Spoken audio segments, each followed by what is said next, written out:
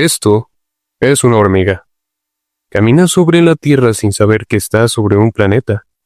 No entiende el asfalto, los rascacielos, ni el Internet.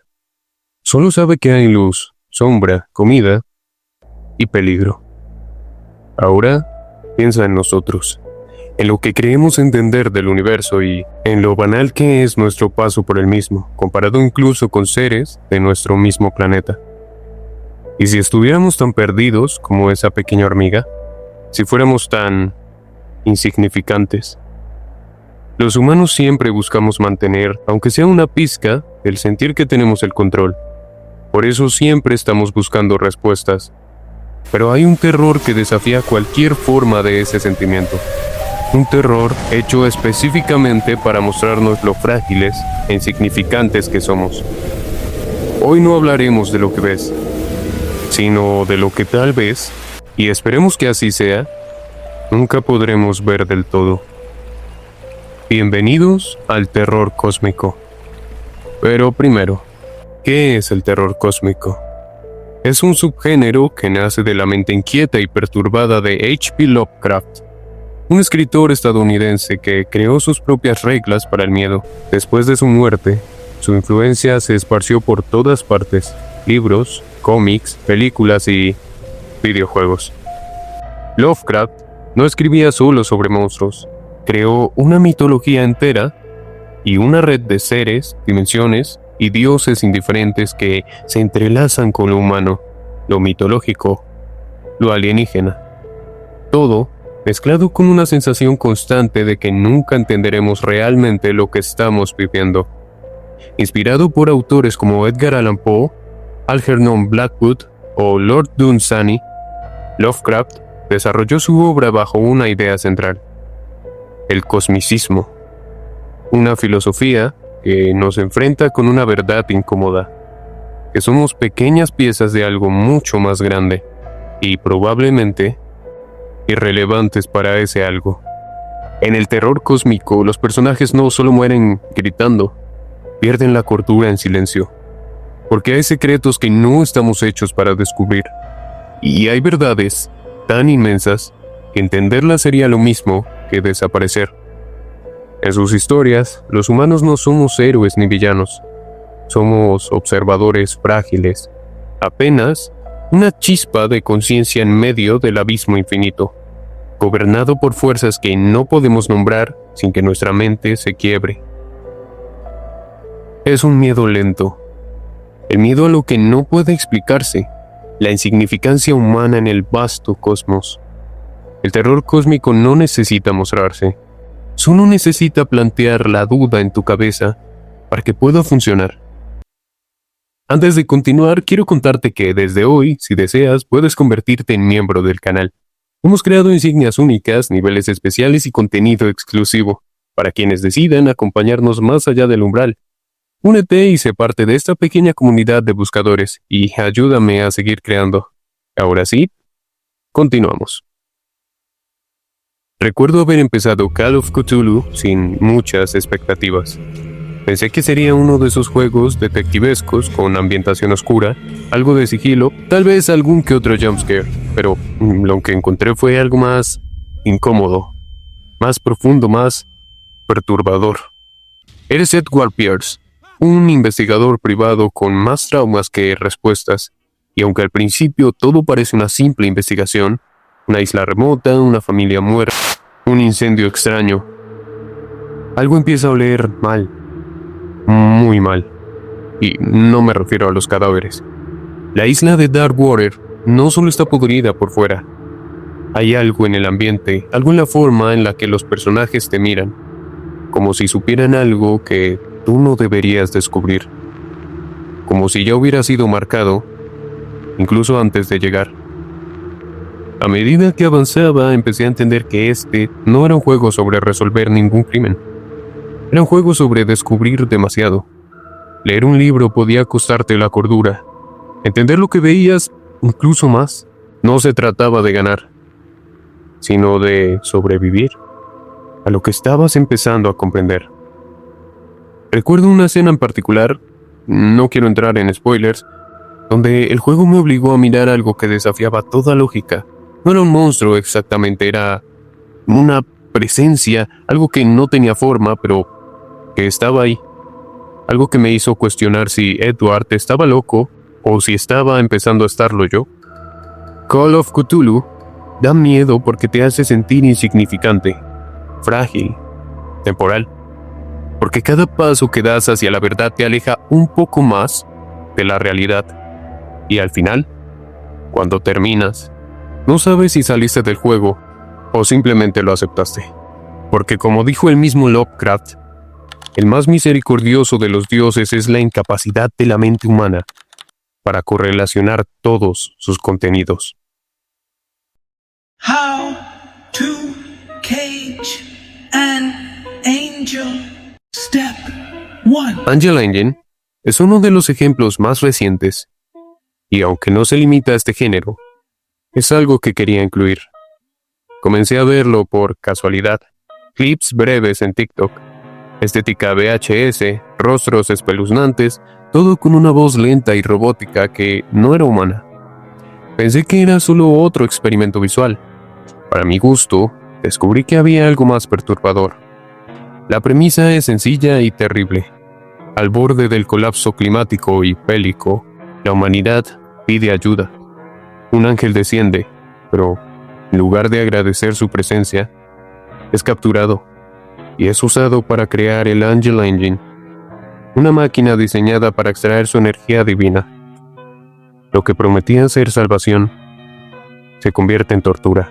Uriel, el ángel benevolente, habla desde la agonía, a pesar del sufrimiento, suplica por nuestra salvación.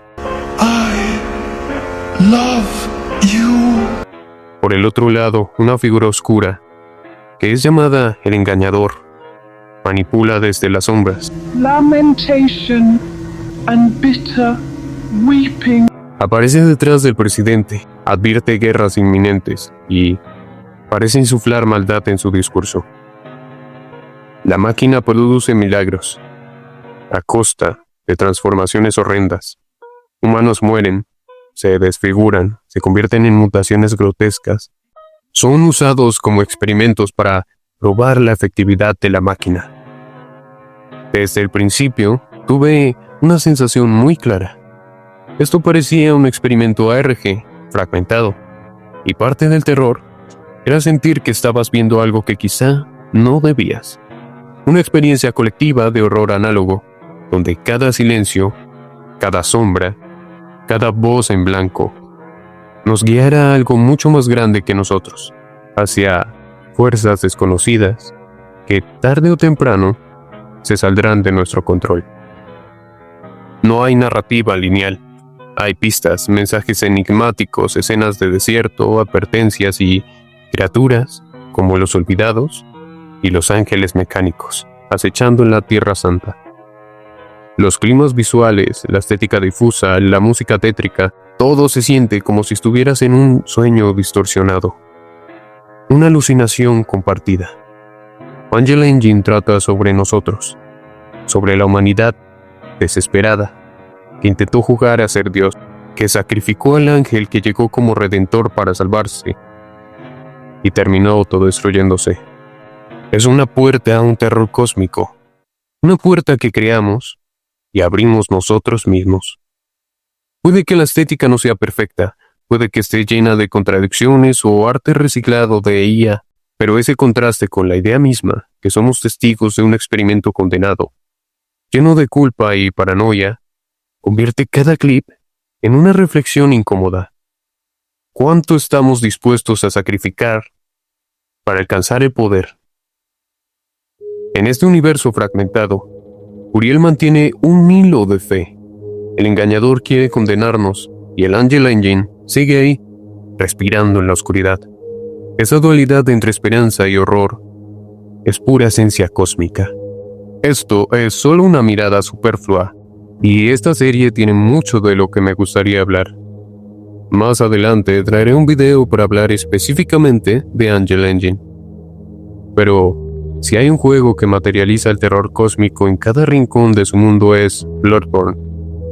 Desde el primer paso en Yharnam, sientes que algo va mal, que la lógica del mundo está fragmentada. Hay monstruos, sí, pero no son lo único que compone el verdadero horror.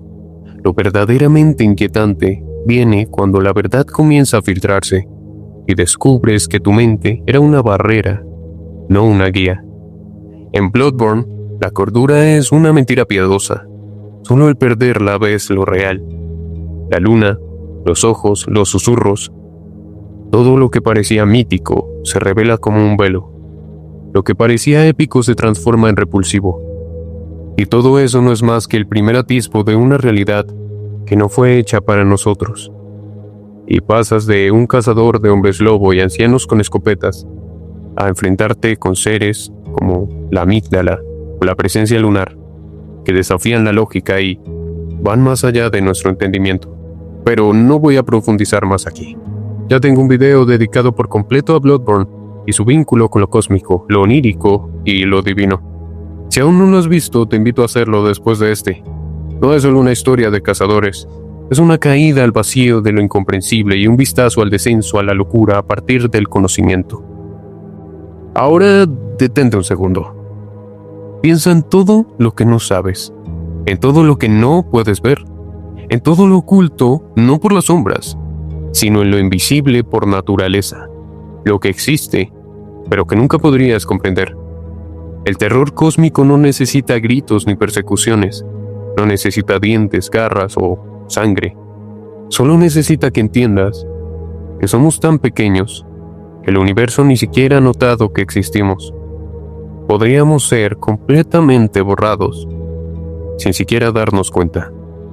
Y lo peor de todo es que si algún día lo hiciera, ni siquiera tendríamos el privilegio de saberlo, de tener esa respuesta. Hay algo profundamente inquietante en imaginar que todo lo que amamos, tenemos y creemos es apenas una vibración diminuta en una partitura escrita por algo que no entiende el lenguaje humano, ni nuestro amor, ni nuestra muerte. Stephen King tiene una forma muy particular de meterse con este concepto. En The Mist, La Niebla, lo hace encerrando a un grupo de personas en un supermercado, mientras allá afuera, la niebla, espesa y antinatural, lo cubre todo. Y me perturba ver cómo el miedo y el nulo conocimiento de qué ocurre afuera se convierte en el preludio de lo que está por pasar dentro. El terror no surge solo con tentáculos, sino que se complementa con la desesperación, la desconfianza y la ruptura del tejido social. La niebla en este caso no solo es un fenómeno extraño, es una manifestación del terror cósmico, porque nadie entiende de dónde viene, qué la produce o siquiera cómo detenerla.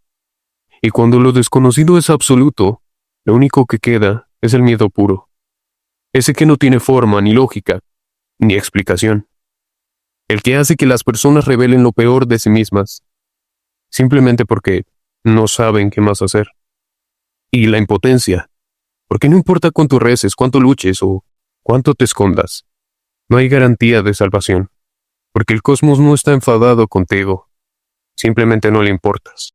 El final de The Mist es brutal, uno de los mejores y más amargos finales que he visto, no solo por el acto desesperado y el desolador resultado, también por lo que simboliza, esa insignificancia de nuestras decisiones frente a un universo caótico, la imposibilidad de predecir el orden y la horrible conciencia de que, cuando intentamos forzar el sentido, podemos terminar haciendo lo peor, pensando que es lo mejor.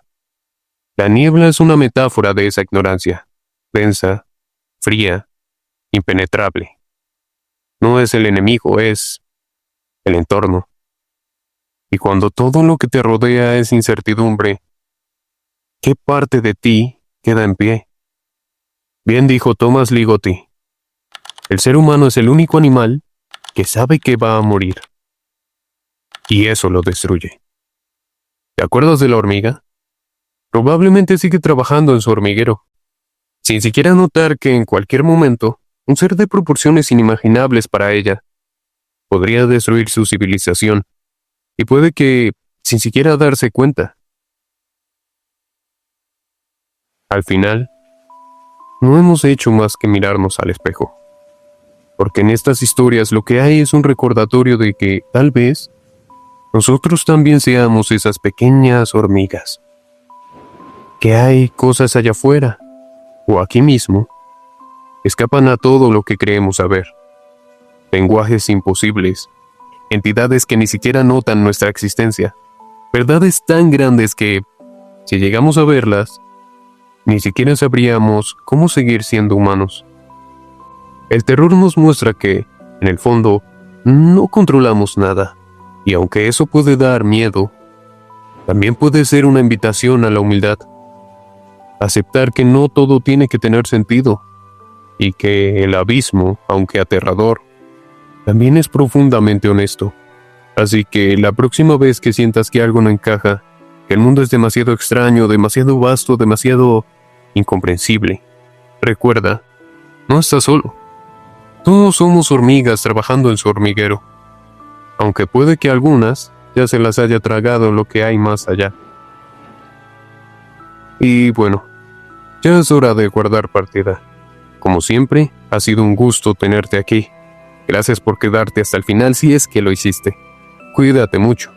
Abraza a tu mascota y sigue luchando por ser feliz en medio del caos.